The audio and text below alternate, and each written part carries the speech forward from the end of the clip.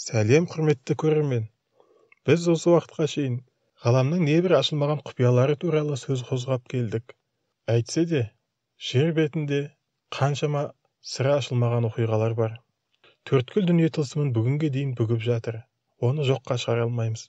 Сан ғасыр өтсе де, түйткілі көп жұмбақ жетерлік. Бірақ дүниеде ақылы асқан нәрсе адамзат қана.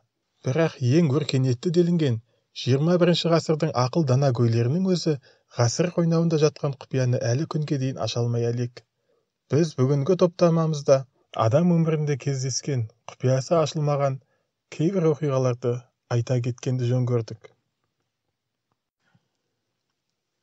1902 жылдың 29 желтоқсанынан 30-на қараған түні сағат 1-ден 5 минут өткен сәтте Париж көшелерінде жүріп тұрған сағаттардың барлығы бірер минутқа жетер-жетпес сәтте тоқтап қалды. Не әсер етті? Мұның себебі неде? Бірер минуттан кейін қайтадан сыртылдап жүре бастаған сағаттың жүрісінде беймәлім не сыр жатыр? Париждік тоқтау деген атпен тарихқа еніп кеткен бұл тосын оқиғаның астарында не бар? Әлде бірер секундтық жер сілкінісі болды ма? Бұл сұрақ ақылдылар мен тақырбастардың миын әлі күнге дейін жегідей жеп келеді. Бір қызығы, сағаттың тілі бірер минут тоқтаған сәтте адамдардың бас айналып, жүрегі айнай бастаған. Париждің білім хабаршысы басылымы есінен танып құлап түсіп, артынан өз-өзіне келген адамдар туралы да жазған. Сонда сағаттың тілін тоқтатып, адамның ағзасына әсер еткен не нәрсе? Өкінішке қарай, бүгінгі күнге дейін осынау белгісіз құбылыстың құпиясы ашылмай келеді. Бұл жағдай әлемнің басқа бірде-бір елінде қайталанған емес. Оның үстіне серіппелі тетігі бар сағаттарға бұл жайт әсер етпеген, тек тербелмелі сағаттар ғана тоқтап қалған. Бұған жердің қандай да бір тартылыс күші ықпал етті ме? Белгісіз. Ғалымдардың айтуына қарағанда, қандай да бір геофизикалық феноменнің болғаны ақиқат. Тағы бір шындығы, мұның сырын осылай білмеген күйі өтуіміз де мүмкін. Келесі бір әлемде сырын бүгіп келген оқиғаның бірі Тунгус метеоритінің құлауы. Бұл 1908 жылдың 30 маусымында жергілікті уақыт бойынша таңғы 7:15-те Шығыс Сібірдегі Тунгус өзенінің аумағында орын алды. Бұл жұмбақты саяхатшылар ғана емес, ғалымдардың өзі қанша зерттесе де шеше алмады. Бірақ жорамалдаушылар өте көп. Дегенмен, осы өлкеде болған аса үлкен жарылыстан айналасы 100 шақырым төңіректегі деревнялардың үйлері құлап, шатырлары ұшып, терезелері сынып кеткен. Бұл жарылысты ғарыштан аса үлкен жылдамдықпен құлаған Тунгус метеориті деп болжайды. Жарылыстың дүмпуі мыңдаған шақырымға, тіпті Иркутск, Петербургке дейін жеткен. Бірнеше күн бойы Сібір аспаны айдай жарық болып, көше шамдарын жағудың қажеті де болмаған. Нысанның құлаған тұсы белгілі болғанымен, қиян түкпірдегі жер болғандықтан, оны зерттеудің сәті 1927 жылдары ғана мүмкін болды. Зерттеушілердің айтуынша, жарылыс болған жердің төңірегіндегі жуан-діңді ағаштар айнала жапырыла құлап, 15-30 шақырымдағы ағаштардың күйгені анықталған.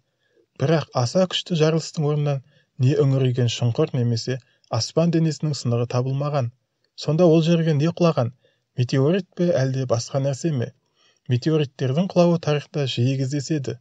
Тіпті өткен жылы Челябинск маңына құлаған метеориттердің сынықтары да табылды. Ал Тунгус метеориті туралы дерек жоқ. Бір бөлшекте табылмаған. Құлдилап келіп жерге сіңіп кетті ме? Бірақ ізі жоқ. Сонда бұл не?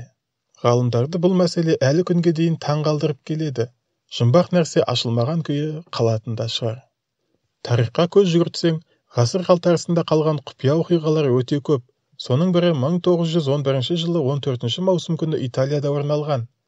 Римнің темір жол вокзалынан Санетти фирмасы жабдықтаған пойыз жолға шығады. Оның вагондарында 106 жолаушы бар.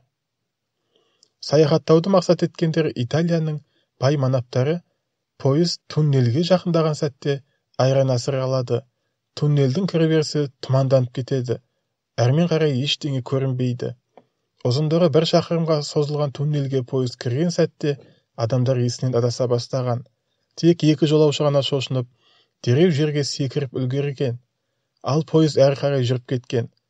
Бірақ туннельдің екінші жағынан пойыз шықпаған. Сонда 106 жолаушы мінген пойыз қайда кетті? Ізім қайым жоқ боп кеткен жолаушылар пойыздың дерегі қанша іздесе де табылған жоқ. Жер жұтты ма? Жоқ көктегі кеңістікке кетті ме? бір дерегі болмаған пойызды ақыры итальяндықтар іздестіруді қойды, ал тірі қалған 2 адам ауруға шалдықты. Есі кіресілі-шығасылы жағдайда жеткен 2 жолаушы тергеушілер мен оқиғаны зерттеушілерге ештеңе айтып бере алмаған.